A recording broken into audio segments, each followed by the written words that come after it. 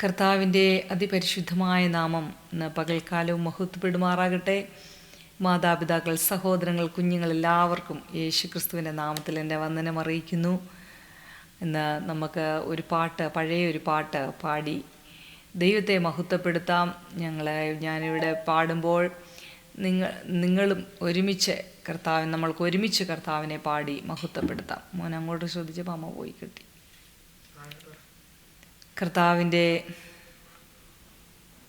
കർത്താവിൻ്റെ അതിപരിശുദ്ധമായ നാമം ഇന്ന് പകൽക്കാലം മഹത്വപ്പെടുമാറാകട്ടെ. മാതാപിതാക്കൾ, സഹോദരങ്ങൾ, കുഞ്ഞുങ്ങളെല്ലാവർക്കും യേശുക്രിസ്തുവിൻ്റെ നാമത്തിൽ എൻ്റെ വന്ദനം അറിയിക്കുന്നു. നമുക്ക് ഇന്ന് പഴയ ഒരു പാട്ട് പാടി ദൈവത്തെ മഹത്വപ്പെടുത്താം. ഞങ്ങളുടെ പാടുമ്പോൾ നിങ്ങളും ചേർന്ന് പാടി നമുക്ക് നമ്മുടെ കർത്താവിനെ മഹത്വപ്പെടുത്താം. നമ്മുടെ കർത്താവിനാൽ ദയ ലഭിച്ചവരാണ്.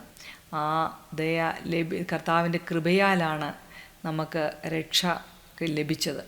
അങ്ങനെയാണെങ്കിൽ ആ ദൈവത്തെ നമുക്ക് പാടി മഹത്വപ്പെടുത്താം. കർത്താവിൻ്റെ രക്തം ഊറ്റിക്കൊടുത്ത് നമ്മളെ വിലയ്ക്ക് വാങ്ങിയെങ്കിൽ നമ്മൾക്കുള്ളവരല്ല, നമ്മുടെ കർത്താവിനാണെന്നുള്ള ബോധത്തോടെ നമ്മുടെ ഹൃദയത്തിനകത്തൂന്ന് ദൈവത്തെ നമുക്ക് പാടി മഹത്വപ്പെടുത്താം.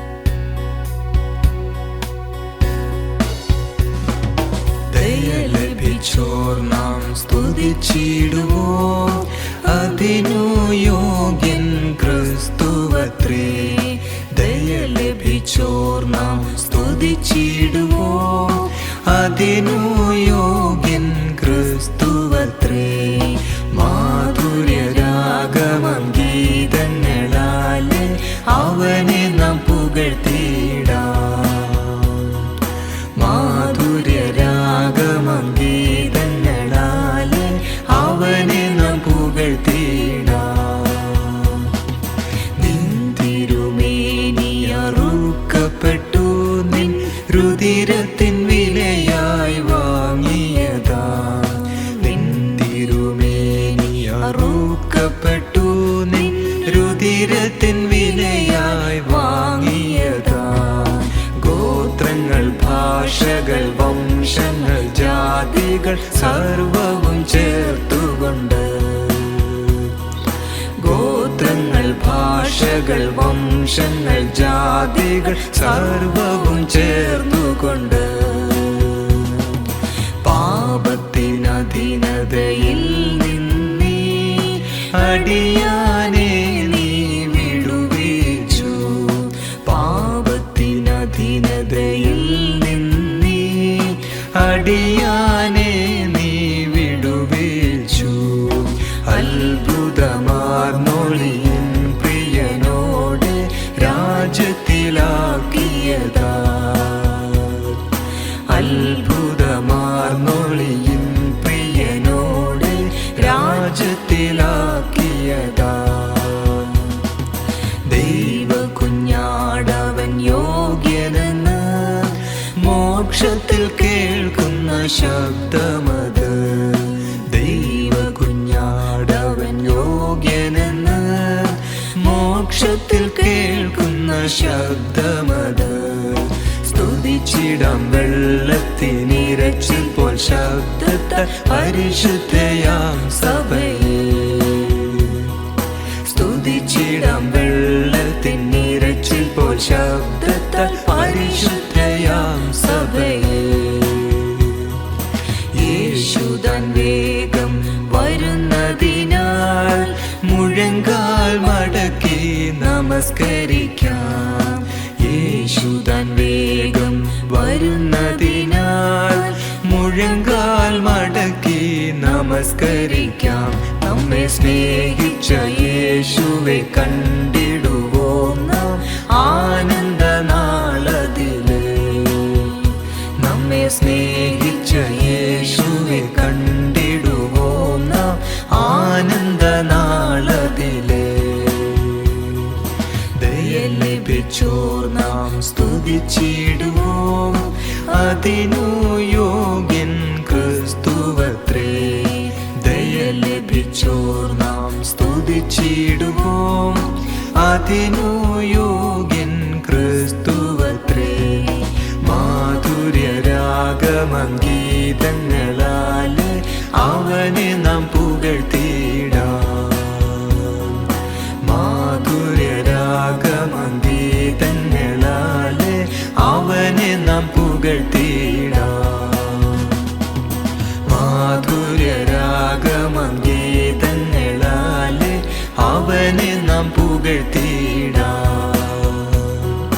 മാധുര്യരാഗമംഗീതങ്ങളാലെ അവനെ നാം പുകഴ്ത്തിയിടാം.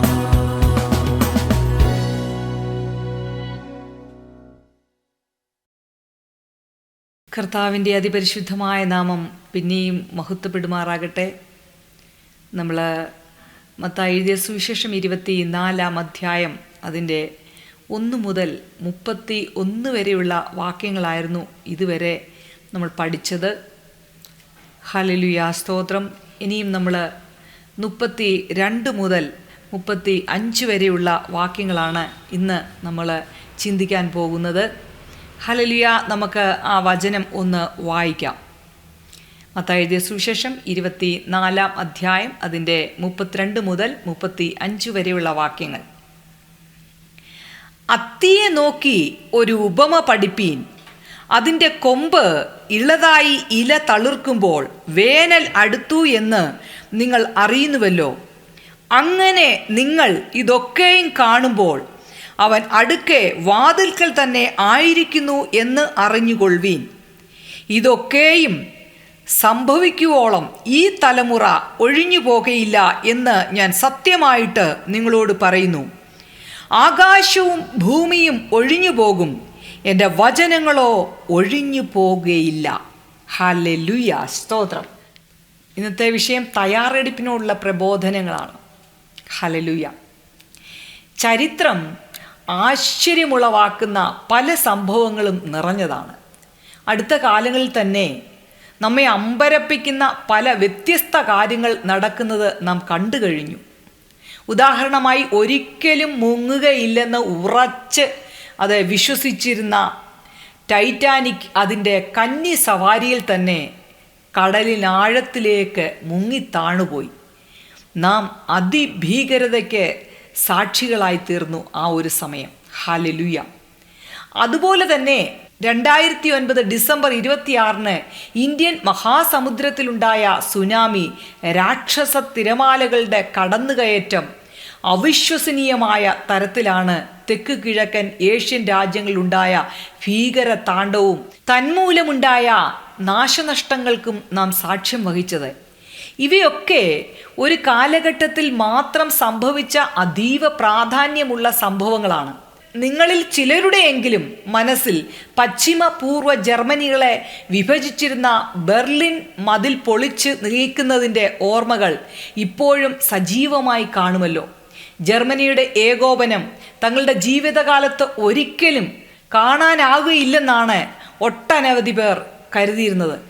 അതിനാലാണ് ചരിത്രം ധാരാളം അത്ഭുതകരങ്ങളായ വസ്തുതകൾ നിറഞ്ഞതാണെന്ന് പറയാനുള്ള കാരണം.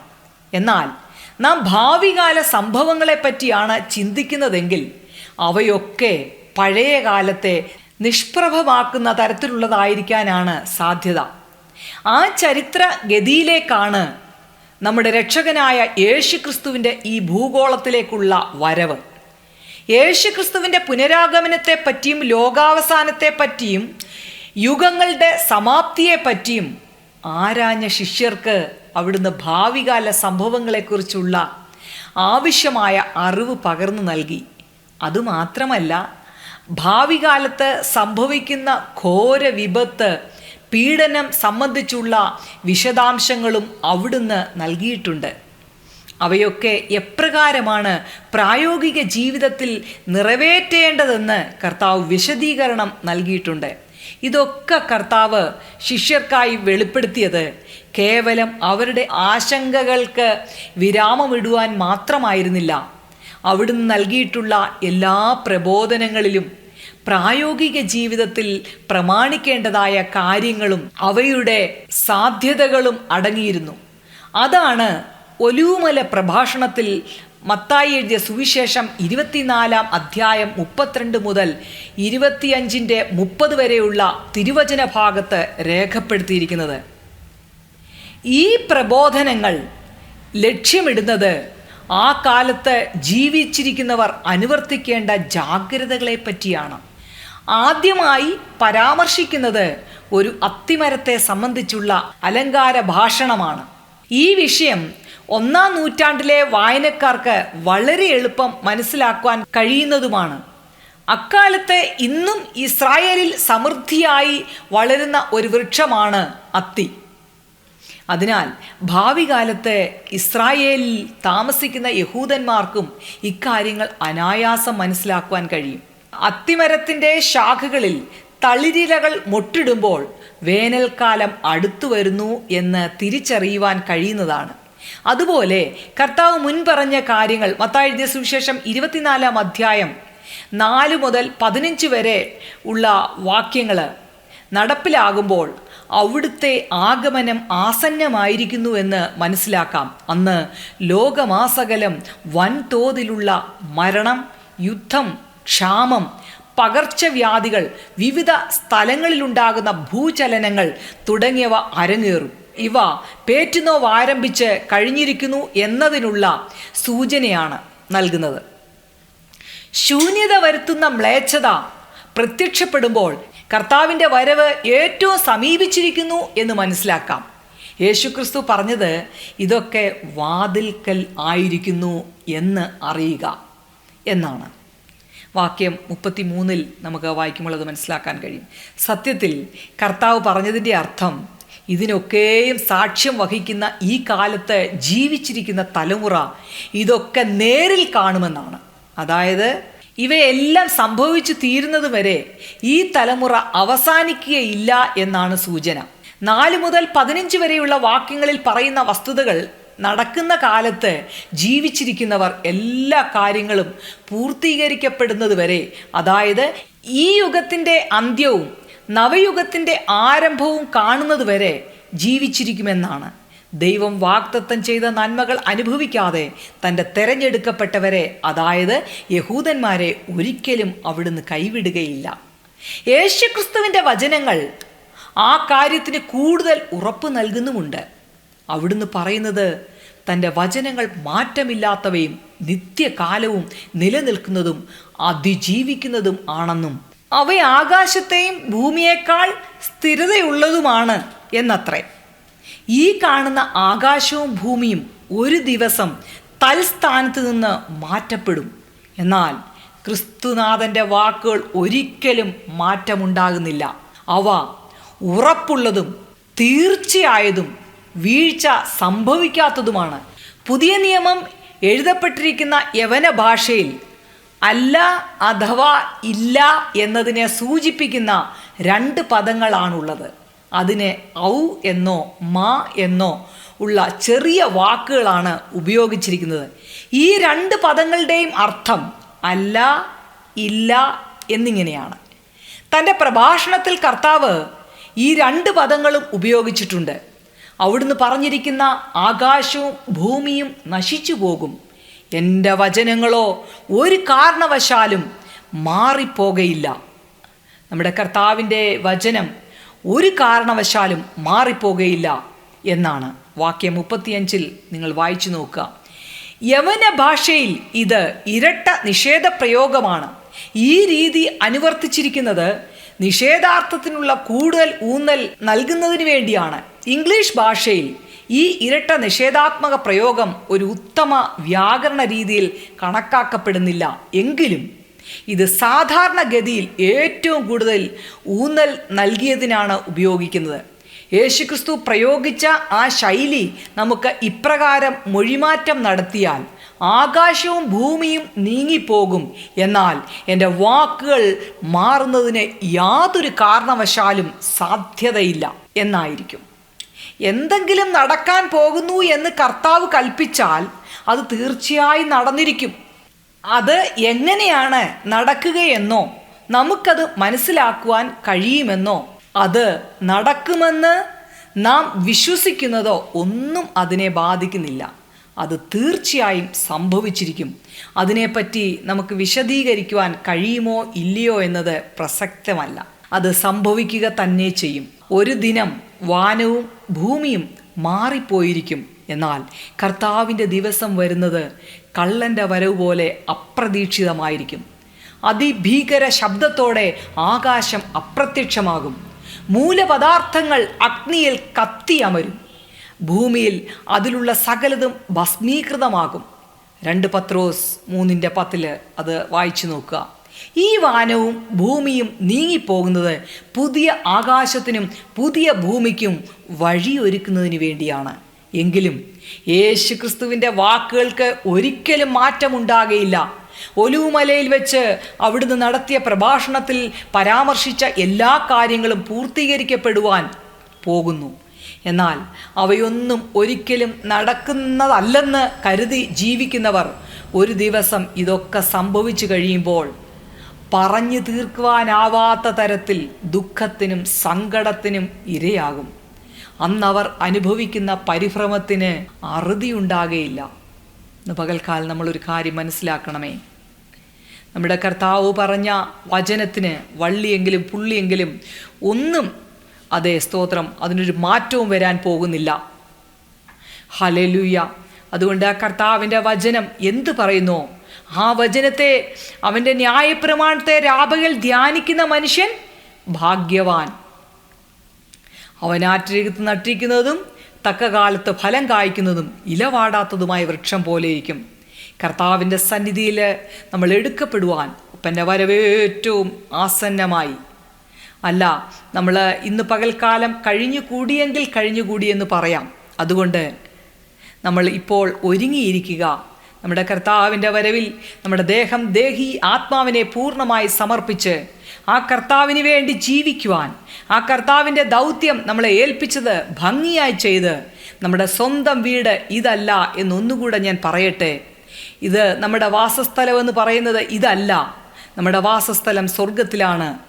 ആ വാസസ്ഥലത്തിൽ പോകുവാൻ നമ്മൾ ഒരുങ്ങിക്കൊണ്ടിരിക്കുമ്പോൾ, അനേകരെ ഒരുക്കിക്കൊണ്ടിരിക്കുമ്പോൾ, ഇന്ന് പകൽക്കാലവും അന്ധകാരശക്തി നമ്മളെ തൊടാതിരിപ്പാൻ തക്കവണ്ണം ഇടവിടാതെ പ്രാർത്ഥിക്കുക. അതെ, ദിനം പ്രതി നമ്മളെ തന്നെ രൂപാന്തരപ്പെടുത്തി നമ്മൾ ദൈവത്തിൻ്റെ കൃപയിൽ ആശ്രയിച്ച് കർത്താവേ എന്നെ കഴുകണമേ, വെടിപ്പാക്കണമേ എന്ന് നമുക്ക് പ്രാർത്ഥിക്കാം. നമ്മളെ സമ്പൂർണ്ണമായി ദൈവസന്നിധിയിൽ താഴ്ത്തി ഏൽപ്പിക്കാം. നമ്മൾക്ക് പ്രാർത്ഥിക്കാം. ഹല്ലേലൂയ. അനേകരുടെ വിഷയങ്ങളെ അതേ പ്രാർത്ഥിക്കുവാൻ ആവശ്യപ്പെട്ട കുഞ്ഞുങ്ങൾക്ക് വേണ്ടി പ്രാർത്ഥിക്കാം. ഹല്ലേലൂയ. ഞാൻ പകൽക്കാലമൊക്കെയും ദൈവസന്നിധിയിലിരുന്ന് ഓരോരുത്തരുടെയും വിഷയം പറഞ്ഞ് കമൻറ്റ് ബോക്സിലും ഒക്കെയുള്ള ഓരോ വിഷയങ്ങളൊക്കെ, അതെ, എല്ലാവരുടെയും വിഷയങ്ങൾ, എന്നെ വിളിച്ചു പറഞ്ഞവരുടെ എല്ലാ വിഷയങ്ങൾ ഞാൻ പ്രാർത്ഥിക്കുന്നുണ്ട്. അവിടങ്ങളിൽ ദൈവം അതിന് മറുപടിയും കൃപയാൽ കൊടുക്കുന്നുണ്ട്. ആ മറുപടി ലഭിച്ചവരൊക്കെ എന്നെ വിളിക്കാറുണ്ട്. നന്ദിയോട് സ്തോത്രം ചെയ്യുന്നു. ഇതെല്ലാം ദൈവത്തിൻ്റെ കൃപയാലാണ്. ഞാൻ ഇവിടെ നിന്ന് സ്തോത്രം ചെയ്ത് പ്രാർത്ഥിക്കുമ്പോൾ, നിങ്ങൾ കേൾക്കുന്ന നിങ്ങളും ഇനി കേൾക്കുവാനിരിക്കുന്ന നിങ്ങളും പ്രാർത്ഥിക്കുമ്പോൾ, നിങ്ങളുടെ ജീവിതത്തിലും അനേകരുടെ ജീവിതത്തിലും ദൈവത്തിൻ്റെ പ്രവൃത്തി വെളിപ്പെടുവാനിടയാകും. കേൾക്കപ്പെട്ട വചനത്തിൻ്റെ മുന്നിലും അതേ സ്തോത്രം നമ്മളെ സമ്പൂർണ്ണമായി സമർപ്പിക്കാം. അതേ, ആകാശം മാറിപ്പോകും, ഭൂമി മാറിപ്പോകും, എന്നാൽ കർത്താവിൻ്റെ വചനം, അതേ, നിലനിൽക്കുന്ന ആത്മാവിൻ്റെ ആ പുതുക്കം, നിലനിൽക്കുന്ന ആ വചനം, ഹല്ലേലൂയ, അത് നമ്മുടെ അകത്തും ആഴമായി വെളിപ്പെടുവാൻ തക്കവണ്ണം പരിശുദ്ധാത്മാവ് ഇന്ന് പകൽക്കാലം സഹായിക്കണമേ എന്ന് നമുക്ക് പ്രാർത്ഥിക്കാം. നമ്മളെ ഒരുമിച്ച് ഏൽപ്പിച്ചു കൊടുക്കാം. കർത്താവേ, ഞങ്ങളെ ഒരുമിച്ച് അങ്ങയുടെ കരങ്ങളിൽ ഏൽപ്പിക്കുന്നു. പരിശുദ്ധനായ പിതാവേ, അങ്ങയുടെ സന്നിധിയിൽ ഞങ്ങൾക്ക് ഇന്ന് പകൽക്കാലവും ഒരുമിച്ച് കൂടുവാൻ എൻ്റെ കർത്താവ് സഹായിച്ചല്ലോ. അടിയനിവിടുന്ന് നിന്നെ മഹത്വപ്പെടുത്തി പ്രാർത്ഥിക്കുമ്പോൾ തന്നെ നിൻ്റെ കുഞ്ഞുങ്ങൾ അവിടങ്ങളിൽ ഭവനങ്ങളിലും എവിടെ ആയിരിക്കുന്നോ അവിടെയൊക്കെയും ദൈവത്തിൻ്റെ സാന്നിധ്യം ഇറങ്ങി, ദൈവത്തിൻ്റെ അത്യന്ത ശക്തി ഇറങ്ങി, നിൻ്റെ മക്കൾ ഭാരപ്പെടുന്ന വിഷയത്തിൻ്റെ മേൽ ദൈവാധിപത്യം വെളിപ്പെട്ട് കർത്താവേ, ഹല്ലേലൂയ, ദൈവാത്മാവിൽ നിൻ്റെ മക്കൾ ജീവിപ്പാൻ കർത്താവ് സഹായിക്കണമേ. ഞങ്ങളുടെ എല്ലാ ഹൃദയത്തിൽ പരിശുദ്ധാത്മാവ് മാത്രം നിറഞ്ഞു നിൽപ്പാൻ സഹായിക്കണമേ. ഞങ്ങളുടെ കണ്ണുകൊണ്ട് നോക്കുമ്പോൾ ഞങ്ങൾ കേൾക്കുന്നത്, ഞങ്ങളുടെ ഹൃദയത്തിൽ ചിന്തിക്കുന്നത്, ഞങ്ങൾ സംസാരിക്കുന്നത്, ഞങ്ങളുടെ സകല മേഖലകളിലും പരിശുദ്ധാത്മാവ് നിറഞ്ഞു നിൽക്കുവാൻ ഇന്ന് പകൽക്കാലം അങ്ങ് സഹായിക്കണമേ. നല്ലൊരു പ്രഭാതം ഞങ്ങൾക്ക് ആയുസ്സോട് തന്നല്ലോ കർത്താവേ. ഇന്നലെ എത്രയോ പേർ ഭൂമിയിൽ നിന്ന് മാറ്റപ്പെട്ടു പോയി. എന്നാൽ ഞങ്ങൾക്ക് തന്ന ആയുസ്സിനും ആരോഗ്യത്തിനായി നന്ദി പറയുന്നു കർത്താവേ. ഞങ്ങളുടെ നാവും ഞങ്ങളുടെ ശരീരവും തളരാതെ ഞങ്ങളെ കർത്താവെ ജീവനോടെ ഇരുത്തിയല്ലോ. കണ്ണിനെ കണ്ണുനീരിൽ നിന്നും, കാലിനെ വീഴ്ചയിൽ നിന്നും, പ്രാണനെ മരണത്തിൽ നിന്നും വിടുവിച്ച നല്ല ദൈവമേ, ഞങ്ങളെ ഒരുമിച്ച് നിന്റെ കരങ്ങളിൽ ഏൽപ്പിക്കുന്ന കർത്താവേ. ഹല്ലേലൂയ. ഞങ്ങൾ ഒരുമിച്ച് സ്തോത്രം ചെയ്യുമ്പോൾ ഞങ്ങൾ പാർക്കുന്ന ഈ കർണാടക സംസ്ഥാനത്തിന് വേണ്ടി ഞങ്ങൾ സ്തോത്രം ചെയ്യുന്നു. ഈ 31 ജില്ലകളിൽ ഒരു ദൈവപ്രവൃത്തി വെളിപ്പെടണമേ. ഈ 2024 ഈ ദേശം ഒന്ന് വിടുവിക്കപ്പെടുവാൻ കർത്താവ് സഹായിക്കണമേ. സകല അന്ധകാര ശക്തികൾ നീ ദേശത്തെ അങ്ങ് വിടുവിക്കണമേ കർത്താവെ. ഞങ്ങൾ പാർക്കുന്ന ദേശവും ഹല്ലേലൂയ 31 ജില്ലകളിൽ ഉൾഗ്രാമങ്ങളിലും സുവിശേഷം ശക്തമായി അറിയുവാൻ തക്കവണ്ണം ദൈവശക്തി വ്യാപരിച്ച് ഹല്ലേലൂയ 30, 60, 100 മേനിയായി ഫലം കായ്പാൻ തക്കവണ്ണം കർത്താവ് സഹായിക്കണമേ. കർത്താവിൻ്റെ ദാസന്മാരെ അങ്ങ് ശക്തിയേറിയതും മൂർച്ചയേറിയതുമാക്കി തീർക്കണമേ. ദൈവത്തിൻ്റെ ദാസന്മാർ അവിടങ്ങളിൽ സുവിശേഷ ഘോഷണത്തിനായി ആമേൻ എഴുന്നേൽക്കുമ്പോൾ നിന്റെ അത്യന്ത ശക്തി അവരുടെ മേൽ വ്യാപരിക്കട്ടെ കർത്താവേ. ഇവിടെ വന്ന് പാർക്കുന്ന കർത്താവേ, ഞങ്ങളുടെ തലമുറകൾക്ക് വേണ്ടി പ്രാർത്ഥിക്കുന്നു, യൂത്തുകൾക്ക് വേണ്ടി പ്രാർത്ഥിക്കുന്നു കർത്താവേ. കോളേജുകളിൽ പഠിക്കുന്ന ഞങ്ങളുടെ കുഞ്ഞുങ്ങൾ, സ്കൂളുകളിൽ പഠിക്കുന്ന ഞങ്ങളുടെ മക്കൾ, ചെറുപ്പക്കാരെല്ലാ മക്കളെയും തിരുക്കരങ്ങൾ ഏൽപ്പിച്ച് സ്തോത്രം ചെയ്ത് അനുഗ്രഹിച്ച് പ്രാർത്ഥിക്കുന്നു. ഞങ്ങളുടെ മാതാപിതാക്കളെ, സഹോദരങ്ങളെ ഏൽപ്പിക്കുന്നു. ഞങ്ങളുമായി ബന്ധപ്പെട്ട് ഈ ദേശത്തോടങ്ങ് കരുണ തോന്നണമെന്ന് പ്രാർത്ഥിക്കുന്നു. ഈ ദേശത്തെ ഭരിക്കുന്ന ഭരണാധികാരികൾ, ഇവിടെയുള്ള മത നേതാക്കന്മാർ എല്ലാവരെയും ഞങ്ങൾ അനുഗ്രഹിച്ചു പ്രാർത്ഥിക്കുന്നു കർത്താവെ. സകല ഡിപ്പാർട്ട്മെൻറ്റുകളെ നിൻ്റെ കരങ്ങളിൽ ഏൽപ്പിക്കുകയാണ്. കേരള സംസ്ഥാനത്തിന് വേണ്ടി പ്രാർത്ഥിക്കുന്നു. 14 ജില്ലകളിൽ ഒരു ദൈവപ്രവൃത്തി വെളിപ്പെടണമേ. ദുരന്ത ഭൂമിയായിരുന്ന വയനാടിൻ്റെ മേൽ ഒരു ദൈവത്തിൻ്റെ പ്രവൃത്തി വെളിപ്പെട്ടതിനായി നന്ദി പറയുന്നു കർത്താവേ. ഹല്ലേലൂയ, സ്തോത്രം. ഞങ്ങൾ പോകുന്ന ഞങ്ങളുടെ ആലയം, കർത്തൃദാസൻ കുടുംബം, ആബാലവൃദ്ധം ജനങ്ങളെ എല്ലാം തിരുക്കരങ്ങളിൽ ഏൽപ്പിക്കുന്നു. എല്ലാ മക്കളോടും കരുണ തോന്നണമെന്ന് പ്രാർത്ഥിക്കുന്നു. ഹല്ലേലൂയ. ഞങ്ങളുടെ ഇന്ത്യ മഹാരാജ്യത്തോട് കരുണ തോന്നണമേ, അങ്ങ് മനസ്സലിയണമേ എന്ന് പ്രാർത്ഥിക്കുന്നു പിതാവേ. ഹല്ലേലൂയ, സ്തോത്രം. 28 സ്റ്റേറ്റുകളിലും 9 കേന്ദ്രഭരണ പ്രദേശത്തിലും ദൈവത്തിൻ്റെ ശക്തിയുടെ വ്യാപാരം ഇറങ്ങണമേ എന്ന് പ്രാർത്ഥിക്കുന്നു പാപ്പ. ഹല്ലേലൂയ. ജയിലറുകൾ കിടക്കുന്ന കർത്തൃദാസന്മാർക്ക് വേണ്ടി പ്രാർത്ഥിക്കുന്നു. അവരുടെ കുടുംബങ്ങളെ, തലമുറകളെ ഏൽപ്പിക്കുക. നിനക്ക് വേണ്ടി ഇറങ്ങിയിട്ട് അമ്മയെ സ്തോത്ര ഹല്ലേലൂയ നിന്ദാപാത്രമായി തീരുവാൻ നീ അനുവദിക്കല്ലേ എന്ന് പ്രാർത്ഥിക്കുന്നു. അതുപോലെ കർത്താവേ, ഞങ്ങളുടെ കർത്താവേ സഭയുടെ ഒക്കെ നേതാക്കന്മാർ ഹല്ലേലൂയ അവിടങ്ങളിൽ കഴിയുന്നു. പലരും കർത്താവേ ഹല്ലേലൂയ ശാരീരികമായി കഷ്ടങ്ങൾ അനുഭവിക്കുന്നവരുണ്ടല്ലോ. അവരെയൊക്കെ കർത്താവ് സൗഖ്യമാക്കണമേ. ഈ ദിവസങ്ങളിൽ അവരുടെ മേൽ തിരുഹിതം വെളിപ്പെടണമേ എന്ന് പ്രാർത്ഥിക്കുന്നു. ഹല്ലേലൂയ. ദൈവമേ സ്തോത്രം. ഹല്ലേലൂയ. വിദേശ രാജ്യങ്ങളിൽ കർത്താവേ സ്തോത്ര, ഗൾഫ് കൺട്രി, അതേ യൂറോപ്യൻ കൺട്രികളിൽ, അതേ വിദേശ രാജ്യങ്ങൾ പല മേഖലകളിലുമായിരിക്കുന്ന നിന്റെ മക്കൾക്കായി സ്തോത്രം ചെയ്യുന്നു. ജനവാസമുള്ള സകല കർത്താവെ ഭൂഖണ്ഡങ്ങളെ തിരുക്കരങ്ങളിൽ ഏൽപ്പിച്ച് സ്തോത്രം ചെയ്ത് പ്രാർത്ഥിക്കുന്നു. നാഥാ, എല്ലാവരോടും നീ കരുണ തോന്നണമേ. മിഷണറിമാരായി കർത്താവ് വിദേശ രാജ്യങ്ങളിൽ പോയിക്കുന്ന നിന്റെ മക്കൾക്ക് വേണ്ടി പ്രാർത്ഥിക്കുന്നു. അവരെ അവിടങ്ങളിൽ ശക്തമായി അങ്ങ് ഉപയോഗിക്കണമെന്ന് പ്രാർത്ഥിക്കുന്നു കർത്താവെ. പ്രാർത്ഥിക്കണമെന്ന് അപേക്ഷിച്ച നിന്റെ കുഞ്ഞുങ്ങൾ, വിദ്യാഭ്യാസം കർത്താവെ ചെയ്യുന്ന മക്കൾ, ജോലിക്കായി പ്രാർത്ഥിക്കാൻ ആഗ്രഹിച്ച് പറഞ്ഞ കമൻറ്റ് ബോക്സിൽ പറഞ്ഞ മക്കൾക്കായി കർത്താവെ, രോഗികളായി കർത്താവെ രോഗത്തിൽ നിന്ന് വിടുതൽ കിട്ടുവാൻ വേണ്ടി നിന്റെ മക്കൾ ആഗ്രഹിച്ച് കർത്താവെ പറഞ്ഞ നിന്റെ കുഞ്ഞുങ്ങൾക്ക് വേണ്ടി പ്രാർത്ഥിക്കുന്നു. പരിശുദ്ധാത്മാവെ, എല്ലാ മേഖലകളിലും കർത്താവിൻ്റെ കരുണ വ്യാപരിക്കണമെന്ന് പ്രാർത്ഥിക്കുന്നു. സാമ്പത്തിക ബാധ്യതകൾ കഷ്ടം അനുഭവിക്കുന്ന മക്കൾക്ക് വേണ്ടി പ്രാർത്ഥിക്കുന്നു. കർത്താവെ, കുടുംബ ജീവിതത്തിലെ കർത്താവെ പ്രശ്നങ്ങളിൽ ഭാരപ്പെടുന്ന മക്കൾക്ക് വേണ്ടി പ്രാർത്ഥിക്കുന്നു. തലമുറകൾക്ക് വേണ്ടി പ്രാർത്ഥിക്കാൻ ആവശ്യം എല്ലാ മേഖലകളിലുള്ള നിന്റെ മക്കൾക്ക് വേണ്ടി പ്രാർത്ഥിക്കുന്നു. പ്രത്യേക ഹല്ലേലൂയ, സ്തോത്രം.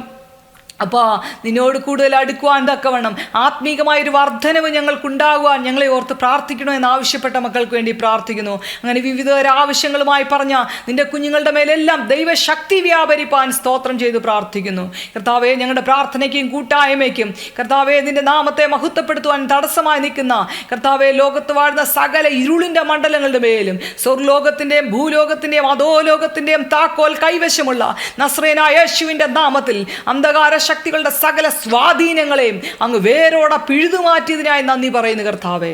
സകല മേഖലകളിലും അങ്ങയുടെ ദൈവപ്രവൃത്തി വെളിപ്പെടുവാൻ കർത്താവ് സഹായിക്കണമേ.